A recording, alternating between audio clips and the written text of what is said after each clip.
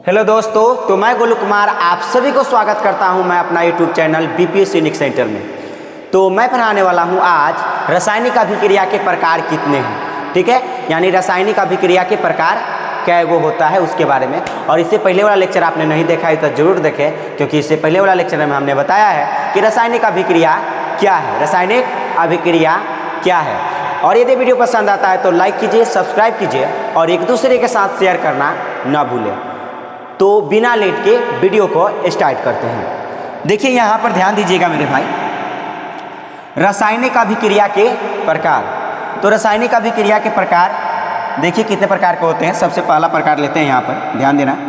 पहला प्रकार है यहाँ पर संयोजन अभिक्रिया। कौन सी अभिक्रिया?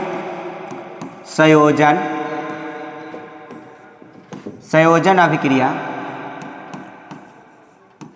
ओके, पहला हो गया आपका। दूसरा है ऊष्मा क्षेपी अभिक्रिया। ओके, ये डॉट डॉट लाइन से दिखा दी, इसका सामने लिखिए, मतलब एकर मतलब अभिक्रिया है। ओके, अब देखो तीसरा ऊष्मा शोषी। ऊष्मा शोषी कौन सी अभिक्रिया? ऊष्मा शोषी अभिक्रिया, ठीक है। और चौथा वियोजन अभिक्रिया। कौन सी अभिक्रिया? वियोजन अभिक्रिया। और आपका पांचवा विस्थापन अभिक्रिया। कौन सी अभिक्रिया? विस्थापन अभिक्रिया। ओके, और आपका जो छठा है विस्थापन हो गया, छठा को आप नाम दे सकते हैं उपचयन। उपचयन कौन सी अभिक्रिया? उपचयन अभिक्रिया। ओके, उपचयन, इसी को कहते हैं ऑक्सीकरण। क्या कहते हैं? ऑक्सीकरण अभिक्रिया। ओके, उसके बाद यहाँ पर ध्यान देना मेरे भाई, संयोजन अभिक्रिया हो गया, ठीक है। संयोजन ऊष्मा क्षेपी, ऊष्मा शोषी, वियोजन, विस्थापन, उपचयन, ऑक्सीकरण अभिक्रिया। उसके बाद मेरे भाई अपचयन। कौन सी? अपचयन, या इसी का नाम है अवकरण। क्या नाम है? अवकरण अभिक्रिया, ठीक है। मतलब ये दो नाम से जाना जाता है, उपचयन या ऑक्सीकरण और अपचयन या अपकरण। और एक last one is the redox. कौन सी अभिक्रिया? रेडॉक्स, मतलब रेडॉक्स अभिक्रिया, ठीक है। लास्ट कौन सी अभिक्रिया है? रेडॉक्स अभिक्रिया। ये ऐसे ऐसे दिखा दी, इसका मतलब अभिक्रिया लिखे हुए। ओके, इतना आप समझ सकते हैं मेरे भाई, ठीक है। यहाँ पर देखो ये जो क्या क्या लिखा गया है, तो रासायनिक अभिक्रिया का जो प्रकार है, रासायनिक अभिक्रिया के प्रकार में संयोजन अभिक्रिया, ऊष्माक्षेपी अभिक्रिया, ऊष्मा शोषी, वियोजन, विस्थापन, उपचयन। उपचयन का दूसरा नाम ऑक्सीकरण अभिक्रिया होता है। अपचयन या इसी को अवकरण कहते हैं, इसका दूसरा नाम अपचयन या अवकरण, यानी दोनों एक ही नाम है। उसके बाद रेडॉक्स अभिक्रिया। कौन सी अभिक्रिया? रेडॉक्स अभिक्रिया। मतलब 8 है जो आज हम पढ़ने वाले हैं मेरे भाई। आज जो हम पढ़ने वाले हैं, थोड़ा सा हम किसके बारे में पढ़ेंगे उसके बारे में बता दें कि आज हम ये पढ़ लेंगे, मतलब संयोजन अभिक्रिया पढ़ लेंगे, फिर ऊष्माक्षेपी पढ़ लेंगे, फिर ऊष्मा शोषी पढ़ लेंगे और वियोजन। ये 4 गो के हम अभी पढ़ने वाले हैं। ये 4 गो को अभी पढ़ने वाले हैं, तो इसको आप प्रकार पे स्क्रीनशॉट मार सकते हैं। आप चलते हैं आगे। ओके, तो अब चलते हैं आगे और इस 4 के बारे में पढ़ते हैं एक एक करके। ओके, तो चलिए पहला क्या था? नंबर 1 इज द, यानी फर्स्ट नंबर संयोजन अभिक्रिया। कौन सी अभिक्रिया? संयोजन अभिक्रिया। संयोजन अभिक्रिया। तो देखा जाए कि संयोजन अभिक्रिया क्या होता है। अभिक्रिया तो आप डैश देकर लिख सकते हैं संयोजन अभिक्रिया के बारे में। कौन सी अभिक्रिया के बारे में? संयोजन अभिक्रिया के बारे में लिखना, जब 2 या 2 से अधिक पदार्थ मिलकर, जब 2 या 2 से, देखो मेरे भाई समझना बहुत ही आसान है। क्या लिखा गया है देखना जरा ध्यान से। यहाँ पर जो लिखा गया है संयोजन अभिक्रिया, तो कहता है जब 2 या 2 से अधिक पदार्थ मिलकर एक नए पदार्थ का निर्माण करता है, तो इस प्रकार की अभिक्रिया को हम संयोजन अभिक्रिया कहते हैं। एग्जाम्पल देख लीजिए। फॉर एग्जाम्पल नंबर फर्स्ट, तो एग्जाम्पल की बात करते हैं तो पहले आप जान लो कि किस प्रकार के, जब जो दो या दो से अधिक पदार्थ मिलाएगा, तो मान लीजिए कोई पदार्थ ए है और कोई पदार्थ मान लीजिए बी है, कोई पदार्थ ए है कोई पदार्थ बी है, ये दोनों मिलेगा, इससे अधिक भी हो सकता है, दोनों मिलेगा तो क्या बनाएगा, ए भी बनेगा कि नहीं बनेगा, कहिएगा हाँ बनेगा, ए और बी बनेगा। ए और बी की जगह पर देखो पदार्थ का नाम रख कर देखते हैं, मतलब ये संयोजन अभिक्रिया है, दो या दो से अधिक पदार्थ मिलेगा और एक और नया पदार्थ का निर्माण करेगा, तो इसको हम संयोजन अभिक्रिया कहते हैं। देखो मेरे भाई इसका उदाहरण देखना, एग्जाम्पल नंबर फर्स्ट में 1 नंबर, जैसे संयोजन है तो आपको पता है संयोजन अभिक्रिया मतलब जो दो या दो से अधिक पदार्थ मिलेगा, तो मान लीजिए यहाँ पर कार्बन है और प्लस ऑक्सीजन है, ये दोनों मिलेगा तो एक पदार्थ का निर्माण करेगा, कार्बन डाइऑक्साइड। किसका निर्माण करेगा, ये सॉलिड होता है, ठीक है, कार्बन क्या है, सॉलिड होता है, ठोस होता है, और ऑक्सीजन गैस होता है, ये दोनों मिलता है तो कार्बन डाइऑक्साइड गैस का निर्माण करता है। कौन सी गैस, आप इसको लिख सकते हैं, कौन सी गैस है ये आई होप ये वाला जानते होइएगा, ठीक है, कार्बन डाइऑक्साइड, ये आपका कार्बन डाइऑक्साइड हो गया। अब सेकंड चलते हैं इसका एग्जाम्पल, ठीक है, आप इसको उतार सकते हैं, एग्जाम्पल में इसका देखिए सेकंड है आपका, सेकंड किस प्रकार से लिख सकते हैं मेरे भाई, ध्यान दो, आप और भी लिख सकते हैं, बहुत सारे होता है, जैसे जल का भी निर्माण कर सकते हो आप, H2 + O2 मिला दोगे क्या बन जाएगा, जल बन जाएगा, मतलब हाइड्रोजन और ऑक्सीजन मिलकर ने ये वाला निर्माण किया, मतलब कहा ना कि दो या दो से अधिक पदार्थ मिलता है, एक नए पदार्थ का निर्माण करता है, संयोजन अभिक्रिया है, तो ये आपका उदाहरण हो गया, ठीक है, तो ये आपका संयोजन अभिक्रिया का उदाहरण है। कौन सी अभिक्रिया का उदाहरण है, संयोजन अभिक्रिया, तो ये आपका संयोजन अभिक्रिया समाप्त होता है। अब हम चलते हैं आगे, संयोजन अभिक्रिया आपका क्या होता है, समाप्त होता है। अब चलते हैं मेरे भाई आगे जो है दूसरा क्या है, ध्यान देना, अब दूसरा था मेरे भाई, यहाँ पर ध्यान दो, तो दूसरा क्या था, संयोजन हो गया, संयोजन के बाद ऊष्माक्षेपी, क्या था मेरे भाई, संयोजन के बाद जो है आपका ऊष्माक्षेपी। तो चलो हम ऊष्माक्षेपी के बारे में पढ़ते हैं। 2 नंबर क्या था, ऊष्माक्षेपी, ऊष्माक्षेपी। तो ऊष्माक्षेपी अभिक्रिया क्या होता है, ऊष्माक्षेपी अभिक्रिया, तो जानो मेरे भाई ऊष्माक्षेपी अभिक्रिया क्या है, ऊष्माक्षेपी अभिक्रिया किसे कहते हैं। तो ध्यान से ध्यान दो मेरे भाई, ऊष्माक्षेपी अभिक्रिया होता क्या है, तो कहना वैसी अभिक्रिया जिसमें ऊष्मा उत्पन्न होता है, जिसमें ऊष्मा उत्पन्न मतलब ऊष्मा बाहर निकलता है, हीट मतलब गर्मी वाला बात, कहाँ ऊपर निकलता है हीट, ठीक है, ऊष्मा उत्पन्न होता है, यानी या आप बोल सकते हैं कि ऊर्जा उत्पन्न होता है, उसे हम क्या कहते हैं, या ऊष्मा उत्पन्न होता है या ऊर्जा बाहर निकलता है, उसे हम कौन सी अभिक्रिया कहते हैं, ऊष्माक्षेपी अभिक्रिया के नाम से जानते हैं। तो कहेंगे आप लिख सकते हैं डिफिनीशन में, हम थोड़ा सा बोल देते हैं, आप लिख दीजिएगा, लिखिएगा वैसी अभिक्रिया जिस अभिक्रिया में ऊष्मा का उत्पादन होता है उसे हम ऊष्माक्षेपी अभिक्रिया कहते हैं। आप इतना लिख सकते हैं, इसका हम एग्जाम्पल देते हैं, डिफिनीशन तो आप बोल दिए हैं, आप यहाँ पर लिख दीजिएगा, ठीक है। अब देखो मेरे भाई एग्जाम्पल, तो इसका एग्जाम्पल देखिएगा, एग्जाम्पल नंबर फर्स्ट को नाम क्या है मेरे भाई, CaO, और प्लस में ले लेते हैं जल, प्लस में जल। अब ध्यान देना मेरे भाई कि जब कैल्शियम ऑक्साइड, इसका नाम क्या है मेरे भाई, यहाँ पर ध्यान दे, इसका नाम क्या है, कैल्शियम ऑक्साइड। यदि पता ना हो तो पता कर ले, इसका नाम क्या है, calcium oxide, calcium oxide, okay, इसका नाम क्या है, कैल्शियम ऑक्साइड है, नो डाउट। और ये क्या है, आप जानते हैं कि जल है, ये दोनों आपस में रिएक्शन करता है ना, जब कैल्शियम ऑक्साइड में ये कैल्शियम ऑक्साइड में जब जल मिलाई जाती है तब बनता है मेरे भाई बुझा हुआ चूना। क्या बनता है, बुझा हुआ चूना, और इसके बारे में और भी विस्तार से जानेंगे, टेंशन न लें। ये क्या बनता है, बुझा हुआ चूना, मतलब CaOH का होल ट्वाइस या होल 2 बोल सकते हैं। क्या बोल सकते हैं मेरे भाई, CaOH का होल 2 आप बोल सकते हैं, यहाँ पर CaOH का होल 2, और प्लस में एनर्जी जो है निकलता है, ऊर्जा क्या निकलता है, बाहर निकलता है ऊर्जा, ये अधिक मात्रा में ऊर्जा क्या होता है, बाहर निकलता है। तो ये भी ऊष्माक्षेपी अभिक्रिया का उदाहरण है। तो पहला आपका हो गया कि कैल्शियम ऑक्साइड, ठीक है, कैल्शियम ऑक्साइड, और प्लस में जल मिलता है तो क्या बनता है, कैल्शियम हाइड्रोक्साइड। इसका नाम क्या है मेरे भाई, आप इसको लिख सकते हैं कैल्शियम हाइड्रोक्साइड। क्या लिख सकते हैं, कैल्शियम हाइड्रोक्साइड, कैल्शियम हाइड्रोक्साइड, क्या नाम है, calcium hydroxide, calcium hydroxide, calcium hydroxide, oxide. Okay, calcium hydroxide, ये आपका क्या हो गया, कैल्शियम हाइड्रोक्साइड हो गया। ओके, अब देखो और प्लस में एनर्जी रिलीज होता है, इसको क्या पढ़ते हैं, कैल्शियम हाइड्रोक्साइड COH का होल 2 का। अब देखो एनर्जी रिलीज हो रहा है। दूसरा एग्जांपल देखो, इसमें थोड़ा नोट पॉइंट पे कुछ लिखाएंगे, उसको लिख दीजिएगा, बहुत सारे मतलब यहाँ से हेल्प आपका मिल जाएगा मेरे भाई। ठीक है, किसको क्या कहते हैं, किस नाम से जानते हैं, उसको आप लिख लीजिएगा। अब सेकेंड है, सेकेंड उदाहरण ऊष्माक्षेपी का, प्राकृतिक गैस का दहन। प्राकृतिक गैस जानते हैं, मीथेन के बोलते हैं, किसको बोलते हैं, दूसरा है मेरे भाई प्राकृतिक गैस का दहन, प्राकृतिक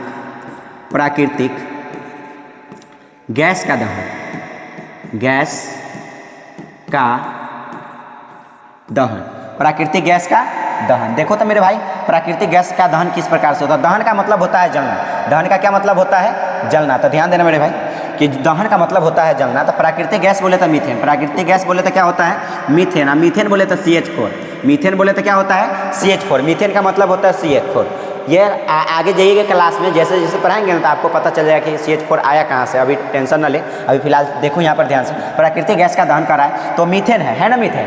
तो मीथेन को दहन कराना, दहन मतलब जलेगा कब, ऑक्सीजन की उपस्थिति में। तो ऑक्सीजन जब उपस्थित रहेगा तब जलेगा, यानी इसमें ऑक्सीजन उपस्थिति में जलेगा, ऑक्सीजन की उपस्थिति में ये जलेगा। और देगा क्या मेरे भाई, यहाँ पर ध्यान देना, ये जो देगा ये दोनों आपस में रिएक्ट करेगा और अभिक्रिया करेगा, मतलब इसको जलाएंगे ऑक्सीजन की उपस्थिति में मीथेन को।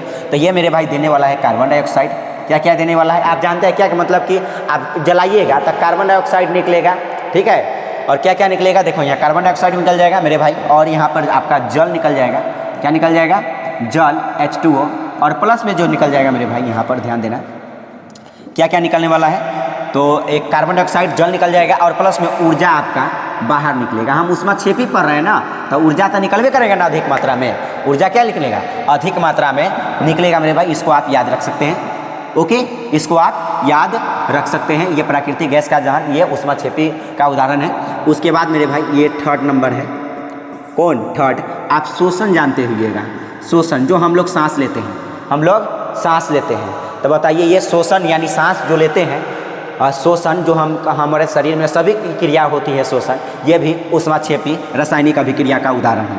एक और भी लिख सकते हैं मेरे भाई, साग सब्जियों का विघटित होकर कंपोस्ट बनना। साग सब्जियों आप लिख सकते हैं, साग सब्जियों का विघटित होकर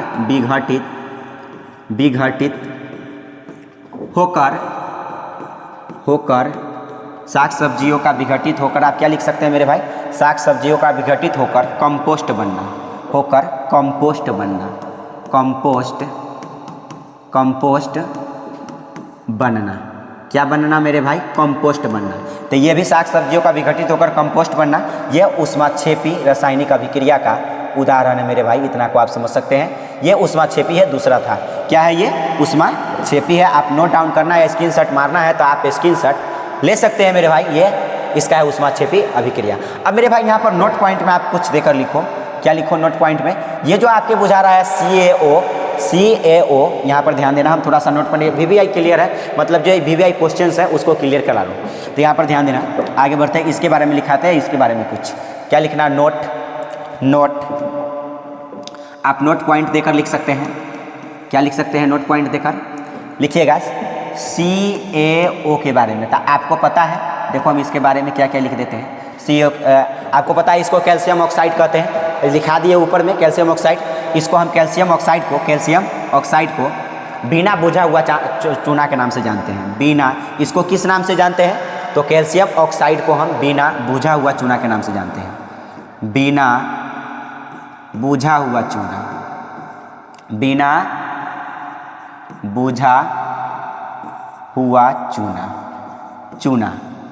ओके, बिना बुझा हुआ चूना, या इसको और नाम से जानते हैं, देखो किस नाम से जानते हैं, इसके बारे में आप नोट पॉइंट पे देकर लिख सकते हैं। तो बिना बुझा हुआ चूना। उसके बाद मेरे भाई बिना क्विक लाइम, इसको क्या किस नाम से जानते हैं, क्विक लाइम के नाम से भी जानते हैं। इसको आप याद रख सकते हैं, क्विक लाइम, ठीक है, क्विक लाइम, बिना बुझा हुआ चूना, ठीक है। और इसका रासायनिक नाम क्या है, ऊपर में लिखे है कैल्शियम ऑक्साइड। और इसका उपयोग हम कहाँ करते हैं, तो मेरे भाई इसका उपयोग जो है, उपयोग भी जान लो, कि इसका एक उपयोग हम सीमेंट निर्माण में करते हैं। सीमेंट निर्माण में उपयोग कहाँ होता है, तो आप लिख सकते हैं, ऐसे ही लिख दे, सीमेंट निर्माण में, सीमेंट निर्माण, सीमेंट निर्माण में ये क्या करता है, उपयोग होता है। सीमेंट निर्माण में ये इसका उपयोग होता है। आप इसको नोट पॉइंट में ऐसे ही लिख सकते हैं, नो डाउट। ठीक है मेरे भाई, आई होप आप ये वाला समझ गए होंगे। अब नोट पॉइंट 2 लिख सकते हैं। नोट पॉइंट किस में, दूसरा में, ये लिख लीजिएगा। उसके बाद नोट पॉइंट 2 में, नोट पॉइंट किस में, 2 में, नोट पॉइंट आप सेकंड में लिख सकते हैं, कैल्शियम CaOH का होल 2 में, CaOH का होल 2, OH का होल 2, इसको किस नाम से जानते हैं? अभी बताएं इसका नाम क्या है, कैल्शियम हाइड्रोक्साइड है, ऊपर बताएं। उसके बाद इसको देखो मेरे भाई, इसको हम कहाँ उपयोग करते हैं? पहली बात, इसको हम बूझा हुआ चूना के नाम से जानते हैं। इसको किस नाम से जानते हैं? बूझा हुआ चूना, बूझा हुआ चूना। इसको किस नाम से जानते हैं मेरे भाई? बूझा हुआ चूना के नाम से जानते हैं। इसको आप याद रख सकते हैं। और इसका उपयोग कहाँ करते हैं मेरे भाई? तो आप याद रखें कि इसका उपयोग हम दीवार को सफ़ेदी करने में, दीवार को जो पेंट करते हैं ना उजला उजला से, इसका ही उपयोग होता है। तो दीवार सफ़ेदी में, सफ़ेदी करने में, मतलब उजला करने में इसका किसका उपयोग होता है? उपयोग है, ये उपयोग है, उपयोग है किसका, मतलब दीवार को सफ़ेदी करने में किसका उपयोग होता है? तो कहिएगा कैल्शियम हाइड्रोक्साइड का, CaOH का होल 2 का। ओके, आप इतना को याद रख सकते। ठीक है, आगे चलो मेरे भाई। ये दूसरा था, ये 2 नंबर में था। अब हम तीसरा जो पढ़ने वाले हैं उष्मा शोषी के बारे में। तो देखो मेरे भाई, उष्मा शोषी क्या होता है? उष्मा शोषी तीसरा है आपका उष्मा शोषी। उष्मा शोषी, तो जानिए कि उष्मा शोषी अभिक्रिया क्या है। उष्मा शोषी अभिक्रिया क्या है? तो मेरे भाई उष्मा शोषी अभिक्रिया क्या होता है, इसके बारे में जानो, इसके बारे में जानो आप। कहा ना, वैसी अभिक्रिया जिसमें उष्मा उत्पादन नहीं होता है, उष्मा का अवशोषण होता है, उष्मा अपनी तरफ खींचता है, उसे हम कहते हैं उष्मा शोषी अभिक्रिया। देखो उदाहरण से क्लियर हो जाएगा। मतलब वैसा अभिक्रिया, आप डिफिनीशन में लिख सकते हैं। क्या लिखना है डिफिनीशन में? लिखना वैसा अभिक्रिया जिसमें उष्मा का अवशोषण होता है। ओके, उदाहरण, एग्जाम्पल कैसे? देखो इसका एग्जाम्पल समझो मेरे भाई। जैसे प्रकाश संश्लेषण, क्या हो जाएगा? प्रकाश संश्लेषण। ठीक है, प्रकाश संश्लेषण में क्या होता है? आपको पता है कि प्रकाश संश्लेषण में क्या होता है कि कार्बन डाइऑक्साइड वायुमंडल से ज़रूरत है, कार्बन डाइऑक्साइड वायुमंडल से ज़रूरत है। जल जो है जड़ से आना चाहिए, नीचे से। ठीक है, क्लोरोफिल होना चाहिए, सूर्य का प्रकाश होना चाहिए, तब जो है प्रकाश संश्लेषण होता है। तो मेरे भाई यहाँ पर जो सूर्य की जो रोशनी है ना, वो रोशनी में आपको पता है ऊर्जा होता है। सूर्य के प्रकाश जो है उसमें तो रोशनी में ऊर्जा होगा ना मेरे भाई। तो यहाँ पर जो ऊर्जा ना है वो अपनी तरफ खींचता है। कौन? पेड़ की पत्ती, पेड़ पौधे की जो पत्ती होती है वो अपनी तरफ ऊर्जा को खींचती है, तो अवशोषित न किया, इसलिए प्रकाश संश्लेषण उष्मा शोषी का उदाहरण है। और वियोजन अभिक्रिया भी, वियोजन, दूसरी बात वियोजन, जितने वियोजन अभिक्रिया जो होता है, कौन सी अभिक्रिया? वियोजन कहने का मतलब कोई भी चीज़ टूटता है ना, तो वो भी उष्मा शोषी होगा। वियोजन अभी हम पढ़ेंगे वियोजन अभिक्रिया। वियोजन अभिक्रिया ये किसका उदाहरण है? तो मेरे भाई वियोजन अभिक्रिया जो है आपका, यह आपका किसका उदाहरण हो गया? उष्मा शोषी अभिक्रिया का। मतलब मुख्य रूप से प्रकाश संश्लेषण और वियोजन अभिक्रिया क्या है? प्रकाश संश्लेषण और वियोजन अभिक्रिया, इसको आप दो को याद रखें। क्या होता है? ये किसका उदाहरण है? तो कहिएगा उष्मा शोषी अभिक्रिया का उदाहरण है। ठीक है, इसका हम डिफिनीशन बोल दिए, आप लिख सकते हैं। अब चलते हैं आगे। अब चलते हैं मेरे भाई वियोजन अभिक्रिया के बारे में। कौन सी अभिक्रिया? वियोजन अभिक्रिया। ध्यान दीजिए, तो वियोजन अभिक्रिया क्या होता है? वियोजन अभिक्रिया चौथा नंबर था, 4 नंबर वियोजन अभिक्रिया। वियोजन अभिक्रिया, चलो ध्यान देना कि ये वियोजन अभिक्रिया क्या होता है। आप डिफिनीशन लिख सकते हैं वियोजन अभिक्रिया के। कहा ना कि जब एक बड़ा पदार्थ, क्या लिख सकते हैं मेरे भाई? डिफिनीशन में जो बोलते हैं वो लिख लीजिएगा कि जब एक बड़ा पदार्थ टूटकर 2 या 2 से अधिक भागों में बंट जाती है तो उसे हम वियोजन अभिक्रिया कहते हैं। फॉर एग्जाम्पल आप समझ सकते हैं, मतलब एक बड़ा पदार्थ टूटेगा। एग्जाम्पल में आप कैसे लिख सकते हैं, एग्जाम्पल में एक बड़ा पदार्थ, मान लीजिए ए भी कोई बड़ा सा पदार्थ है, ये टूटेगा तो ए और बी में बढ़ जाएगा, यही है वियोजन अभिक्रिया। यही क्या है, आपका वियोजन अभिक्रिया है। ठीक है, अब देखो आप कहिएगा कैसे, आप कहिएगा कैसे, तो यहाँ पर ये तो आपका वियोजन अभिक्रिया हो गया। जब एक बड़ा पदार्थ टूटकर दो या दो से अधिक भागों में बढ़ जाएगा तो इसको हम वियोजन अभिक्रिया के नाम से जानते हैं। फॉर एग्जाम्पल आप फर्स्ट थोड़ा सा समझ लो, एक आध को एग्जाम्पल दे देते हैं, फिर इसका प्रकार में चलेंगे, फिर इसके प्रकार में चलेंगे। तो देखो इसका एग्जाम्पल क्या हो सकता है, जैसे कैल्शियम कार्बोनेट आप जान रहे हैं, इसको किस नाम से जानते हैं अभी हम बताएंगे। ठीक है मेरे भाई, calcium carbonate, calcium carbonate CO3, ये है कैल्शियम कार्बोनेट। इसका नाम क्या है मेरे भाई, आप लिख सकते हैं कैल्शियम कार्बोनेट। क्या है, कैल्शियम कार्बोनेट, क्या है, कैल्शियम कार्बोनेट है। अब यहाँ पर ध्यान देना, कैल्शियम कार्बोनेट ये जब टूटता है, हम बोले ना कि एक बड़ा पदार्थ ये भी है, ये टूटेगा तो दो या दो से अधिक भागों में बढ़ जाएगा। ये टूटेगा तो क्या क्या बनाता है, ध्यान देना, ये टूटता है तब बनाता है CaO यानी कैल्शियम ऑक्साइड, बिना बुझा हुआ चूना, और प्लस में आपका देता है CO2, प्लस में क्या देता है मेरे भाई, CO2। आप इसको याद रख सकते हैं। ठीक है, तो ये CO2 देता है। और मेरे भाई यहाँ पर जान लो कि इसको किस नाम से जाना जाता है, Ca। अब देखो कैसे टूटेगा, इसको जब हीट करेंगे, उष्मा देंगे, तब इस पर क्या दिया जाता है, जब आप इस पर उष्मा दीजिएगा ना, ऐसे हम फिगर बना दिए तो इसका समझ लीजिएगा कि हम इसको गर्म कर रहे हैं, उष्मा दे रहे हैं। क्या कर रहे हैं, जब ऐसे बना देंगे तो आप समझ लीजिएगा कि उष्मा दे रहे हैं, तो ये गर्म कर रहे हैं। ठीक है, तो ये जब इसको गर्म किया जाता है तो ये टूटता है दो भागों में, कैल्शियम ऑक्साइड और कार्बन डाइऑक्साइड। कैल्शियम ऑक्साइड और कार्बन डाइऑक्साइड में ये टूट जाता है मेरे भाई। और यहाँ पर ध्यान देना, ये जो कैल्शियम कार्बोनेट है, इसको क्या बोलते हैं, कैल्शियम कार्बोनेट। और इसको किस नाम से जाना जाता है, उसके जान लो, कैल्शियम कार्बोनेट को, कैल्शियम कार्बोनेट CaCaCO3, इसको हम किस नाम से जानते हैं, आप नोट पॉइंट में लिख सकते हैं। नोट पॉइंट में आप क्या लिख सकते हैं मेरे भाई इसके बारे में, कि इसको हम चूना पत्थर किस नाम से जानते हैं, चूना पत्थर, ओके, या इसी को हम खड़िया कहते हैं, इसी को खड़िया कहते हैं। चूना पत्थर कहो, खड़िया कहो, ठीक है, या इसी को हम मार्बल कहते हैं। क्या कहते हैं, चूना पत्थर, खड़िया, मार्बल, इसको हम मार्बल भी बोलते हैं। क्या बोलते हैं, मार्बल, चूना पत्थर, खड़िया, मार्बल। ठीक है, या इसी को हम चौक बोल सकते हैं। क्या बोल सकते हैं, चौक। ठीक है, बात बराबर है। तो कैल्शियम, इसका नाम क्या है, कैल्शियम कार्बोनेट हम लिख दिए, तो मतलब CaCO3 का हम क्या बोलते हैं, चूना पत्थर। मतलब इसको किस नाम से जाना जाता है, चूना पत्थर या खड़िया या मार्बल या चौक के नाम से जाना जाता है। इसको आप नोट पॉइंट में इतना लिख सकते हैं मेरे भाई। तो ये आपका वियोजन अभिक्रिया था। कौन सी अभिक्रिया था, एक मिनट, ये आपका वियोजन अभिक्रिया है। कौन सी अभिक्रिया है, वियोजन अभिक्रिया। डिफिनीशन आपको हम बता दिए। अब देखो वियोजन अभिक्रिया के प्रकार के बारे में समझो।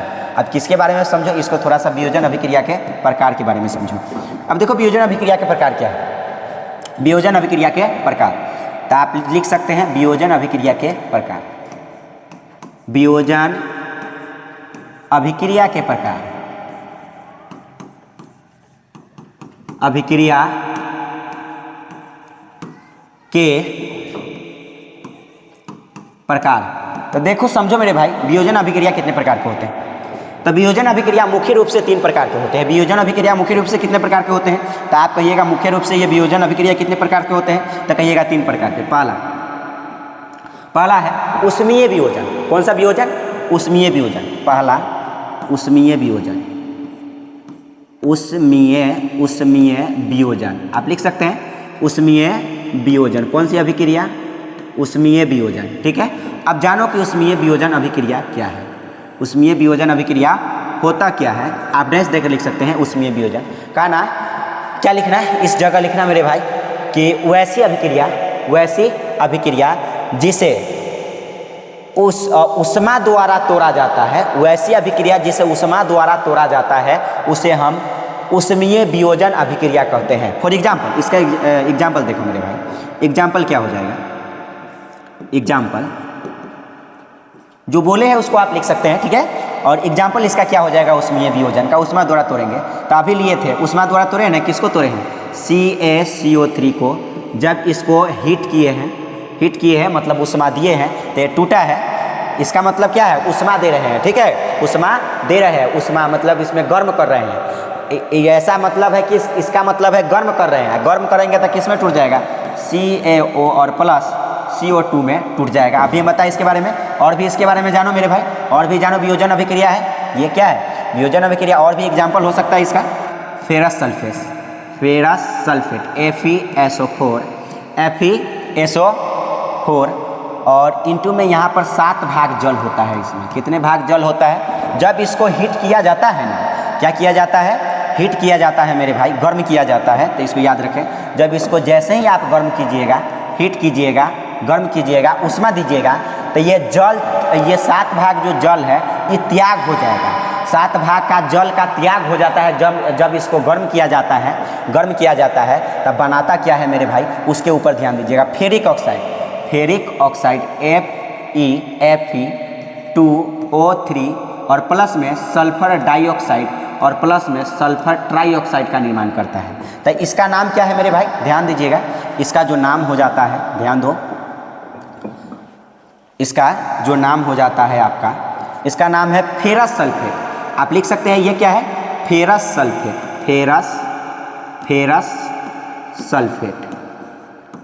सल्फेट का ये सूत्र हो गया। जैसे इसको गर्म किया जाता है, जल को त्याग करता है, बनाता है फेरिक ऑक्साइड।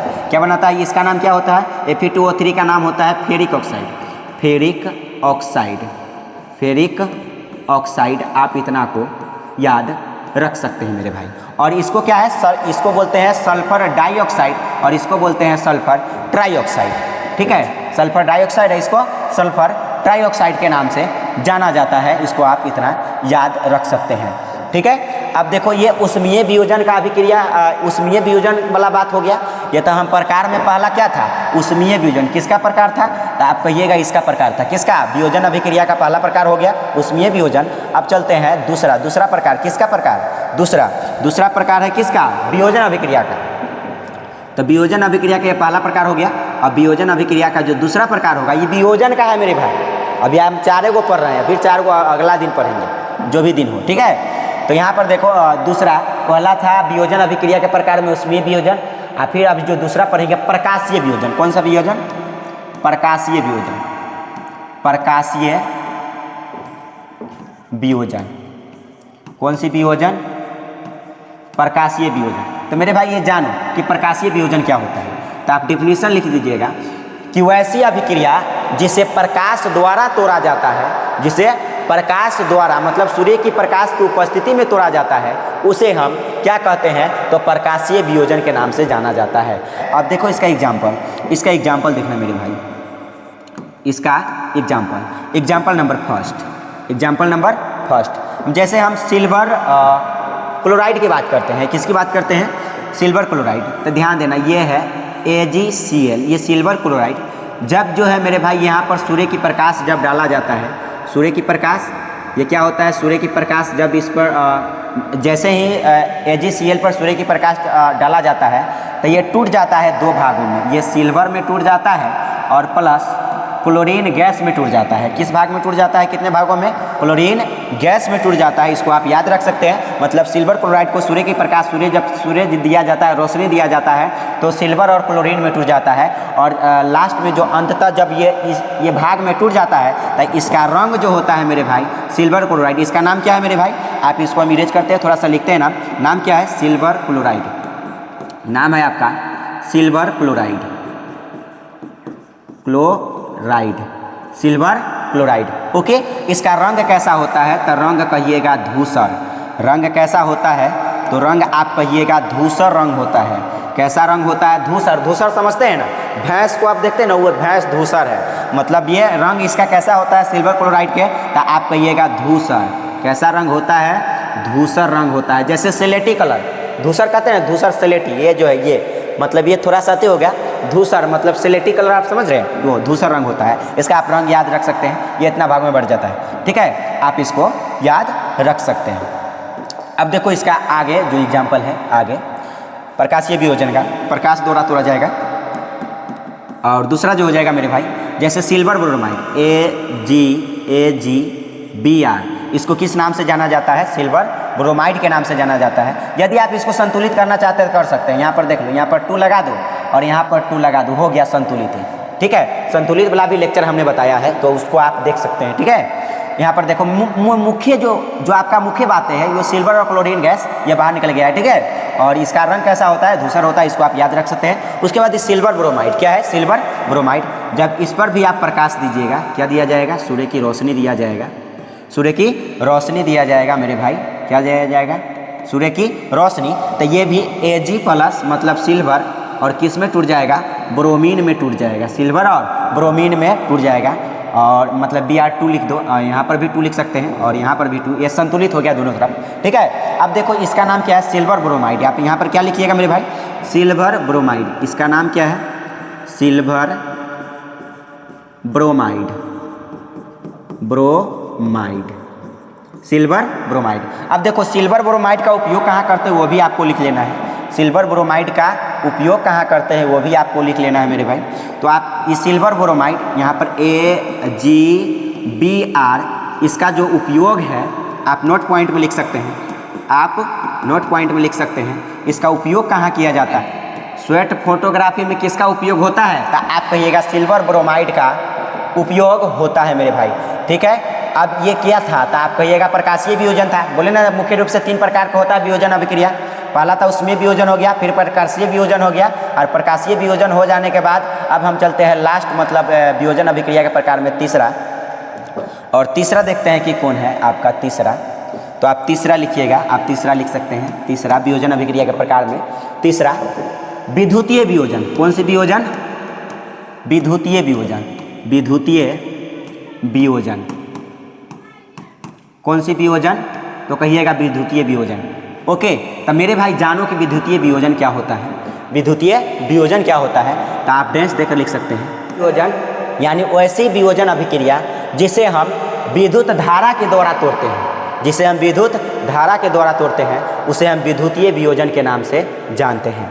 ओके, तो देखो विद्युतीय वियोजन जैसे जल है, जल से आपको पता है ना कि विद्युत उत्पन्न की जाती है, जल से विद्युत उत्पन्न किया जाती है। तो जैसे ये H2O हो गया, H2O है, जब इसको आप यहाँ पर करंट देंगे, क्या I हम लिख देते हैं। I कहने का मतलब विद्युत धारा, I कहने का मतलब क्या है, विद्युत धारा। आप समझ लीजिएगा I मतलब करंट है, करंट कहने का मतलब विद्युत धारा।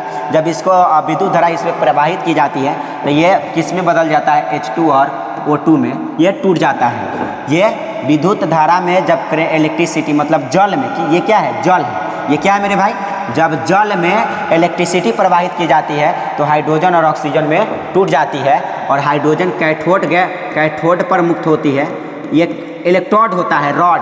आगे चल के पढ़िएगा मेरे भाई, हाइड्रोजन गैस कैथोड पर मुक्त हो जाती है और ऑक्सीजन एनोड पर मुक्त हो जाती है। ये कैसे मुक्त होती है आगे चलेंगे तो समझ में आएगा मेरे भाई। फिलहाल यहाँ पर समझे, हाइड्रोजन गैस जो है कैथोड पर मुक्त होती है और ऑक्सीजन एनोड पर मुक्त होती है। ठीक है, तो ये था आपका वियोजन अभिक्रिया के प्रकार, वियोजन अभिक्रिया के प्रकार। ये 3 प्रकार होता है, हम पढ़ा दिए। ठीक है, ऐसे पहले हमने क्या क्या पढ़ा है उसके बारे में ज़रा जान लो मेरे भाई, ध्यान देना। इसके बारे में क्या क्या पढ़ा है, तो हमने फिलहाल जो पढ़ा है इसके बारे में पढ़ लिया। कहाँ तक पढ़ लिया, तो संयोजन अभिक्रिया पढ़ लिया, ऊष्माक्षेपी अभिक्रिया पढ़ लिया, ऊष्माशोषी अभिक्रिया और वियोजन अभिक्रिया पढ़ लिया है। अब जो हम पढ़ने वाले हैं अगले क्लास में इतना के बारे में, कितना के बारे में, विस्थापन अभिक्रिया पढ़ेंगे, उपचयन, ऑक्सीकरण, अपचयन, अवकरण और रिडक्स अभिक्रिया के बारे में पढ़ेंगे। ओके, तो आई होप आपको वीडियो पसंद आया होगा। सो फिर मिलते हैं नेक्स्ट वीडियो में। जब तक के लिए आप सभी को bye bye, take care to all of you.